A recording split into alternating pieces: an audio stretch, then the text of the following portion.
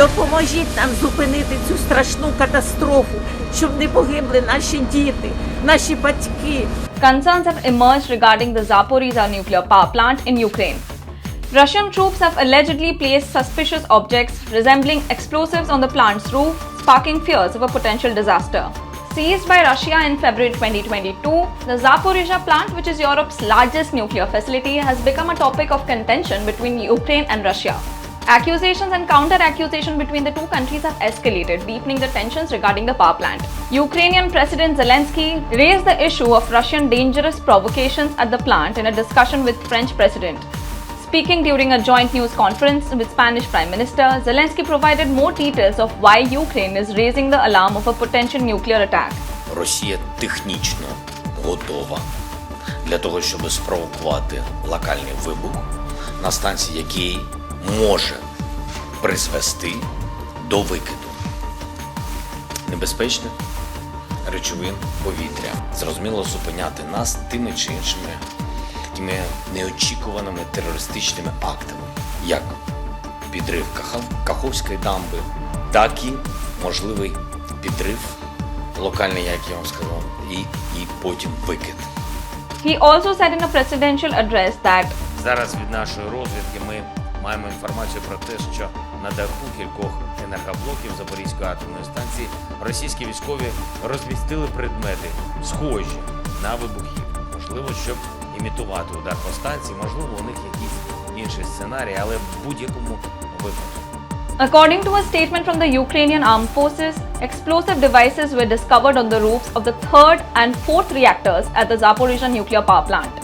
The statement warned of a potential attack in the near future, intended to create an illusion of Ukrainian shelling. Conversely, an advisor from a Russian nuclear power operator claimed that Ukraine planned to launch an assault on the plant using ammunition contaminated with nuclear waste transported from another nuclear station. The Ukrainian military allegedly intended to employ long-range precision equipment and kamikaze attack drones. Although both Ukraine and Russia have not provided any evidence for their assertions, recent warnings have led to a number of Ukrainians trying to leave the country, with queues at the border crossing to Moldova running for 2 miles. The Ukrainian government has issued guidance on what to do in an event of a nuclear emergency. The UN's nuclear watchdog, the International Atomic Energy Agency, has tried to clinch a deal to ensure the plant is demilitarized and reduce risk of any possible accident. Although it said that it had so far found no visible indications of mines or other explosives currently planted at the facility, but said it was aware of the reports and needed additional access to carry out further such checks at the site. The Zaporizhzhia nuclear power plant is made of 6 blocks, which has been out of operation since last fall. Experts believe a detonation in any part of Zaporizhzhia's cooling system could lead to a disaster such as the one in Fukushima, Japan. In 2011, an earthquake and subsequent tsunami interrupted the cooling sequence of 3 reactors of the Fukushima Daiichi nuclear power plant, resulting in a core meltdown that released radiation.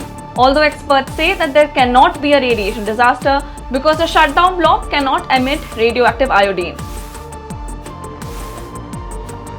Ukraine Center for Nuclear and Radiation Safety has outlined 2 scenarios for a potential nuclear accident at the Zaporizhzhia plant.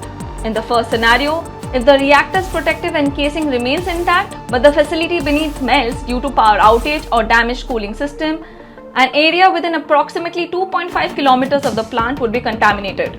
The center stated that this would primarily affect the power plant staff who would need to evacuate. The second scenario involves a nuclear accident with a damaged protective shell. In this case, the extent of the radiation contamination would depend on weather conditions. An environmental modeling expert estimated that an area of up to 20 kilometers surrounding the plant could be significantly affected, depending on wind forces and direction. Immediate evacuation would be required in the latter scenario, and even individuals living as far as 550 kilometers away from the plant could face health risks. However, no immediate countermeasures or evacuation would be necessary at such distances.